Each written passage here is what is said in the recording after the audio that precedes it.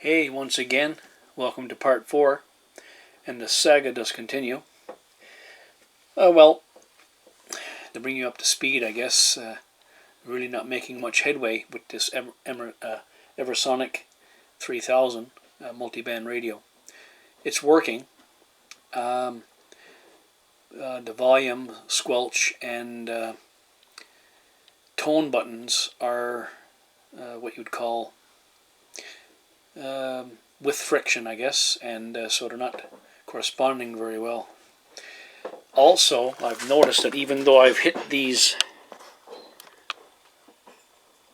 the switch bank here, yeah, you can see that there's 5 switches here. Although I've cleaned them, sprayed them, it seems like there's still some bad connection, especially in the FM button, which I would say was probably the most used. So again, as I referred into my comments, I'm thinking these components are probably inferior to, the typical decent product, I would say. So that being said, I found something really peculiar. You see this circuit board here. It's looks like it's made with flex wire, I suppose, but in order to remove this whole circuit board, I'd have to unsolder all this.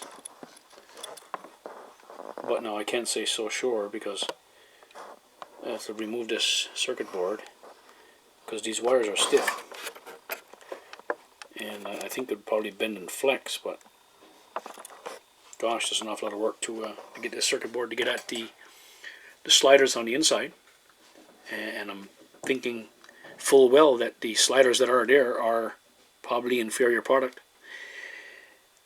There'd be no problem to remove the circuit board, I'm thinking. It looks like all these bands up here, this strip would have to be let go, but I'm seeing things like the switch bank. I don't know if you can see that down in the corner of the switch bank there. Apparently there's access screws from the front of the panel to get at this switch bank, to actually remove the switch bank. If I want to remove this component with this circuit board here, I'd have to remove this one, but it looks like the screws are hidden. Let's just flip it over for a second. Yeah, so it looks like the front trim has to be let go. So, and the front trim is held by these bolts, nuts and bolts in the corners. Yeah, another one up there. I'm just trying to get in shot here. Here's another one that holds the trim there, that long bolt sticking up there in the center of the screen. And I guess that one right over here. Oh no, it's hiding in the back between the antenna pole here. So yeah, God, I mean, I really don't want to invest that much time to do that, to remove this. I mean, if it's inferior products, then I have to order switches, which is probably going to be really difficult to find. Some gook here I just found. That's another word for Sean, or I mean, Paul.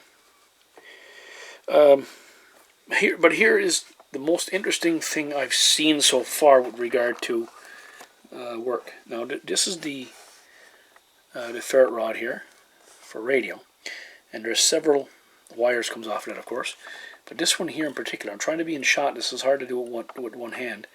I see a bit of glue here on the wire, so it must have been held down somewhere. But what is really so bizarre, and this is going to be really difficult for me to try to find in the zoom lens here, but if you look down here in that component, I can't believe this. The wires actually, if you can see it, I'm sure you can, but I'm not seeing it in my viewfinder. You see the wire goes down underneath the board to the other circuit board underneath, but it's running right into the wiring of this, whatever it is that connects to the switch bank. And I mean, it's actually touching one of the legs. Now I don't suppose this wire is coated for protection, but I'll just jiggle the wire and you can see there it's going in between one of the legs. Everything seems to work okay, I suppose, but that throws me for a loop. I've never inspected a ferret rod that closely before to actually think that something would be done like that. So where do we stand here? You know, it's a really tough call. I mean, you know, the radio is working. I can manage to get it to work on all bands and it tunes in fine, but there is friction on the sliders. And the FM switches seems like it's dirty, so I'm going to hit it again. I'm going to spray these switches again. I'm not going to say I'm giving it up totally, but I'm going to hit this switch bank once again, spray it and let it sit. A lot of gunk here. I don't know where this is coming from. Looks like wax is melting everywhere. I didn't notice that before, but of course the closer you inspect things, the more you see. But I'm certainly going to check the wires here that's running in here to make sure they're soldered properly and making good connection. I know the one over there, right over here, is questionable. I haven't hit that yet. I haven't had the soldering gun out yet, to be honest with you. And so I'm going to have a real close look at everything now and assess this situation completely and make my honest judgment as to whether I'm going to proceed and continue on with part 5. Like I said, the radio is working. It's cleaned up, but it's at a point now where as either we have to fish or cut bait. Thanks for watching. Okay, I've removed the band selector switches from the outside. They come off relatively easily by the technique that I described earlier in an earlier video. And now we have access to the front of these switches, and there's a fiber cloth here. And so I'm going to try to hit the switches, especially this one right here,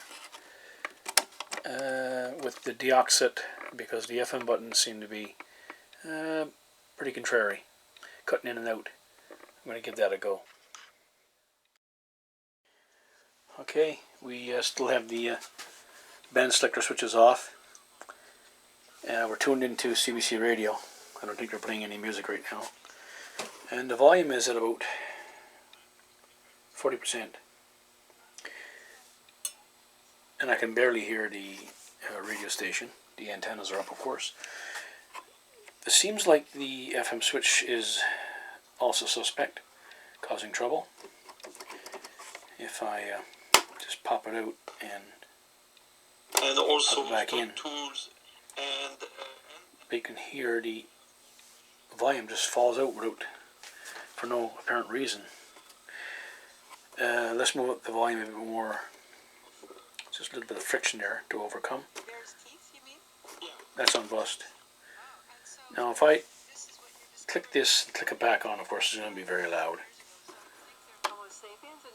I turn back the volume. That's off there. Turn the volume back up to about 20%. Let's push the band selector FM. I've hit this again with deoxit, and I'm just wondering, is the volume and the band selector incorporated? Obviously they are, you know, but I don't have the schematic, and I'm not what you would call a schematic reader anyway. But so anyway, I can do what I want with regard to the volume when this happens. And I just don't want to leave it on because it'll be just a terrible noise. When I do hit this selector switch again, hit it harder.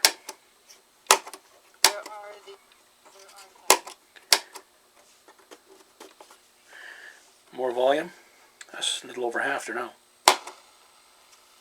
And we hit it again. Artifacts tell us is that we can connect.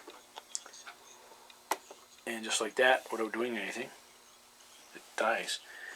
I'm going to turn the volume down a bit. Go to AM.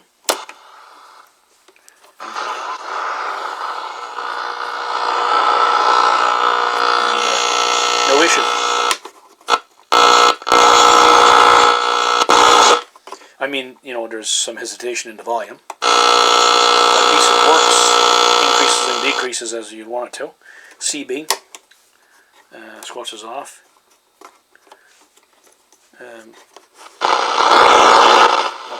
Let's see. There's nothing to tune into. But that responds half decently well. Shortwave, there's nothing on. I think right at the top of the band there is a signal. I just heard something though.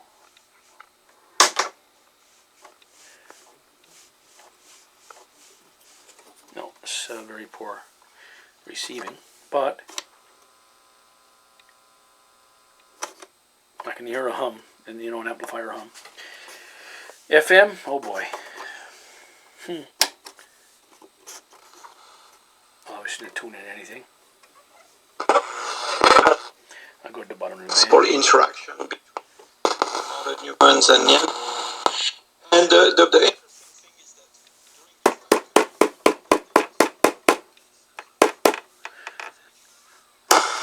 PHF.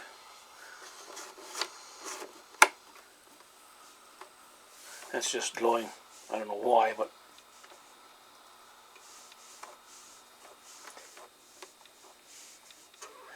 well, we'll just stay in the tuning area, and yeah, it's working as normal. It's just the FM, and I think CB is probably maybe a bit funky too, but that's FM.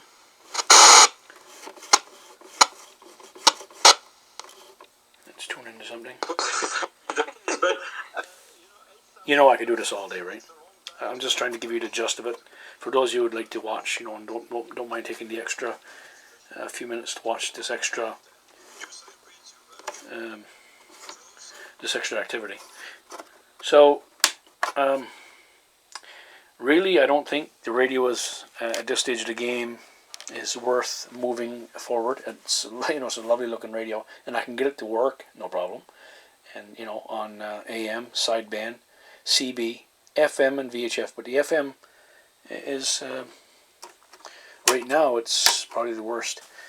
So I'm going to call this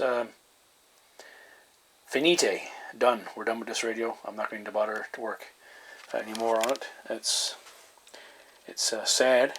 I don't have the parts to replace these sliders. They're older type sliders, and they just seem like they're clamped in with just pieces of metal tabs bend over to hold them in place, and I just think they're just worn out, and they were inferior when they were put in there. This has gone on long enough, this video, so I'd like to thank you guys for tagging along with all the videos, and I appreciate you guys dropping by, and I look forward to watching some of your videos in days to come. If you like the video, please subscribe, please give it a thumbs up, and we'll talk to you all soon.